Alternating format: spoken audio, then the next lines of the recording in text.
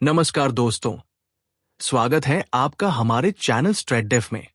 आज अर्थात 20 नवंबर की परिक्रमा में हम बात करने वाले हैं तुर्की के एक समाचार चैनल टीआरटी वर्ल्ड की, जिसने दिल्ली लाल किले के पास हुए बम विस्फोट के बाद कश्मीर और अन्य राज्यों में सुरक्षा बलों द्वारा चलाए जा रहे जांच अभियानों पर प्रश्न चिन्ह लगाया है।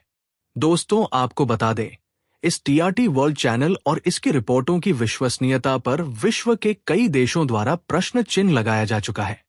टीआरटी वर्ल्ड को झूठ का पुलिंदा गढ़ने वाले चैनल के रूप में पूरा विश्व जानता है। आज आप देख रहे होंगे वैश्विक मीडिया परिदृश्य दिल्ली के लाल किले पर 11 नवंबर 2025 को हुए आत्मघाती बम विस्फोट की प्रतिक्रियाओं से गूंज रहा है, जिसमें 13 लोगों की मृत्यु हुई और इसका बाद में कश्मीर आधारित आतंकवादी मॉड्यूल से तार जुड़ा। इस बीच तुर्की के सरकारी वित्त पोषित अंतर्राष्ट्रीय चैनल टीआरटी वर्ल्ड ने विवादास्पद समाचार प्रस्तुत किया, जिसमें भारत की बाद की जांच और गिरफ्तारियों को कश्मीर में युद्ध अपराध और सैन्य कब्जे के रूप में चित्रित किया गया है।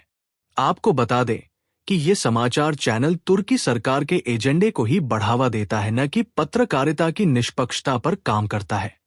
टीआरटी वर्ल्ड की दिल्ली विस्फोट पर झूठी रिपोर्ट, जिसके शीर्षक है नई दिल्ली में बम फटा, कश्मीर में घरों को तोड़ा गया, उसके बाद दूसरा भारत में युद्ध अपराधों का सामान्यीकरण, और दिल्ली विस्फोट ने कश्मीरी छात्रों को आतंकवाद के संदिग्ध में कैसे बदला। दिल्ली विस्फोट पर इस चैनल की विकृत मानसिकता को प्रस्तुत करती है।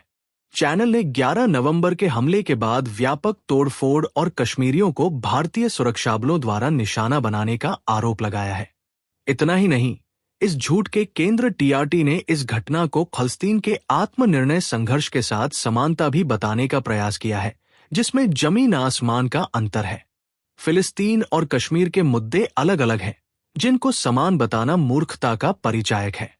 इस पर हम फिर कभी बात करेंगे। टीआरटी के दावों में स्वतंत्र सत्यापन की कमी है। इसके बजाय टीआरटी ने काल्पनिक कहानियों को लेकर रिपोर्ट को बनाया है, ताकि कश्मीर के सफेदपोश इस्लामिक कट्टरपंथियों या आतंकवादियों को सही ठहराया जा सके। इसकी ये सेलेक्टिव रिपोर्ट टीआरटी के तुर्की के सरकारी पक्षपात के साथ मेल खाती है, जैसा कि इसके तुर्की के अपने आतंकवाद विरोधी अभियान के दुरुपयोगों पर चुप्पी से देखा जा सकता है।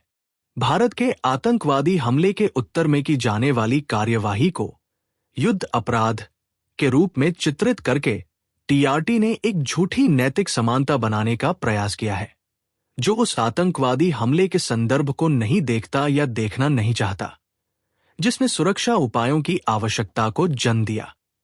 ये झूठी रिपोर्ट का पैटर्न टीआरटी को भारत को बदनाम करने और तुर्की के अपने सबसे खराब रिकॉर्ड से ध्यान हटाने के लिए झूठे चैनल के रूप में स्थापित करता है। अब आइए आपको टीआरटी वर्ल्ड के झूठ फैलाने में भूमिका के प्रमाण देख लेते हैं, जिससे आपको समझ में आएगा कि टीआरटी वर्ल्ड किस तरह विश्व में आतंकवाद, पाकिस्तान के समर्थन और भारत विरोधी गतिविधियों को बढ़ावा देने का काम करता है।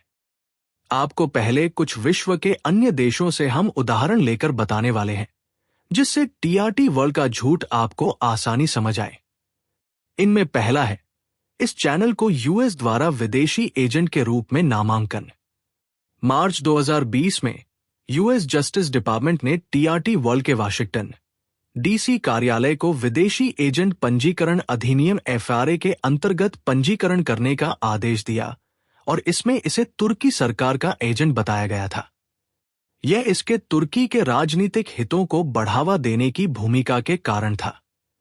टीआरटी वर्ल्ड का विदेशी एजेंट पंजीकरण अधिनियम में पंजीकरण ये संकेत करता है कि टीआरटी का कंटेंट तुर्की नियंत्रित दुष्प्रचार है, न कि निष्पक्ष पत्रकारिता।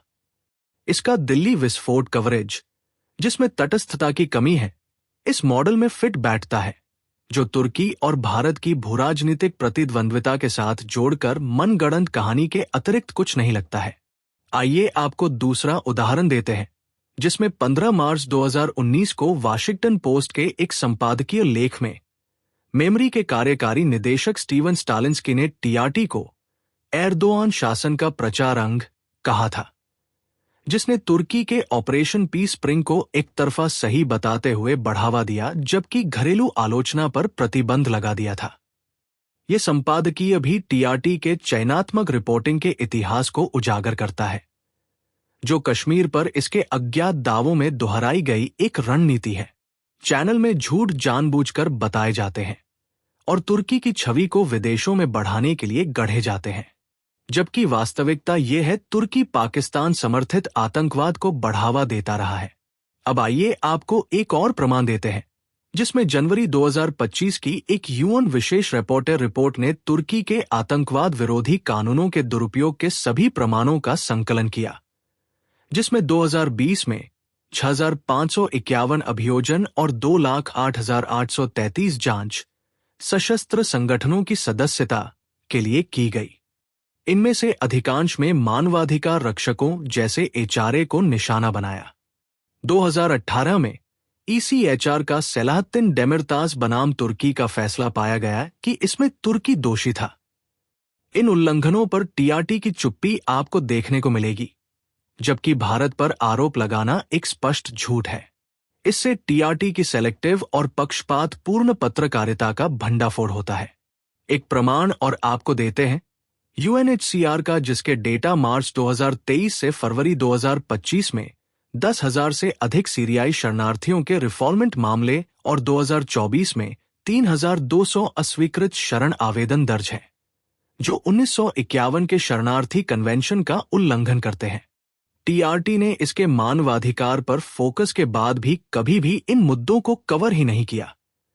ये छिपाव एक सोची समझी रणनीति के अंतर्गत चलाया जाने वाला झूठ है, जो टीआरटी को भारत की आलोचना करने की अनुमति देता है, जबकि तुर्की की विफलताओं को छुपाता है। अब आपको देते हैं भारत का प्रमाण, जिसमें 2023 में भारत ने टीआरटी वर्ल्ड पर प्रतिबंध लगा दिया, जिसमें अज्ञात सामग्री और कश्मीर पर प्रो-पाकिस्तान रिपोर्टों का आधार दिया गया था। ये प्रतिबंध भारत पाकिस्तान तनाव के दौरान गलत सूचना के साक्ष्यों से समर्थित था। आपको बता दें कि कश्मीर के मुद्दे पर तुर्की हमेशा से पाकिस्तान का साथ देता रहा है। ये प्रतिबंध टीआरटी के झूठ फैलाने के पैटर्न को दिखाता है, जैसा कि इसके अतिरंजित दिल्ली विस्फोट रिपोर्ट में देखा गया, जो इसकी विश्वसनीयता पर प्रश्न चिन्ह लगाने का कार्य करता है। अब चलिए इसकी दिल्ली हमले की रिपोर्टिंग की बात कर लेते हैं। टीआरटी के घरों को तोड़ा गया कश्मीर में दिल्ली विस्फोट के बाद के दावों में पुष्टि की कमी है, जो 15 नवंबर 2025 को भारत के आधिकारिक इनकार के विपरीत है। भारत के गृह मंत्रालय के आधिकारिक वक्तव्य में किसी कश्मीरी नागरिक के घर तोड़े जाने से इनकार किया गया था। इसके बाद भी टीआरटी ने अपनी रिपोर्ट में इसको लेकर समाचार छापा। इस रिपोर्ट में साक्ष्य की अनुपस्थिति टीआरटी की मनगढ़ंत कहानियों पर भरोसे को उजागर करती है, जो इसके झूठे समाचार चैनल की हमारी बात को सही सिद्ध करता है। आप ये समझ लीजिए कि तुर्की का मानवाधिकार रिकॉर्ड और यूएनएचसीआर उल्लंघन टीआरटी की रिपोर्टिंग के विरोधाभासों की ओर सही इशारा करते हैं। जनवरी 2025 की यूएन रिपोर्ट और ईसीएचआर के निर्णय तुर्की की कुर्द और अन्य लोगों के दमन को उजागर करते हैं। टीआरटी की तुर्की के इन सभी मुद्दों की अनदेखी, जबकि भारत पर हमला करना, इसे झूठ के चैनल के रूप में सिद्ध करता है। टीआरटी वर्ल्ड तुर्की की कार्रवाइयों को छुपाते हुए अन्य देशों पर प्रहार करता है। तो यदि आप ऐसे किसी भी चैनल से समाचार देखते हैं, तो सजग रहिए, कहीं वे भारत विरोधी पत्रकारिता तो नहीं कर रहे हैं। टीआरटी वर्ल्ड जैसे न जाने कितने आतंकवाद समर्थक चैनल और समाचार पत्र भारत विरोध में प्रतिदिन सैकड़ों लेख और रिपोर्ट बनाते हैं और आपके सामने परोस देते हैं।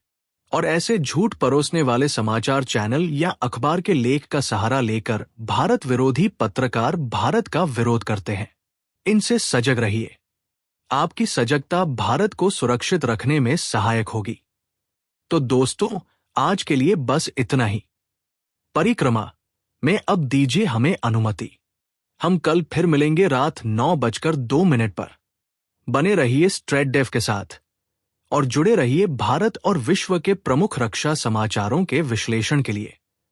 वीडियो अच्छी लगे तो लाइक कीजिए, शेयर कीजिए और चैनल को सब्सक्राइब कीजिए। धन्यवाद। नमस्कार।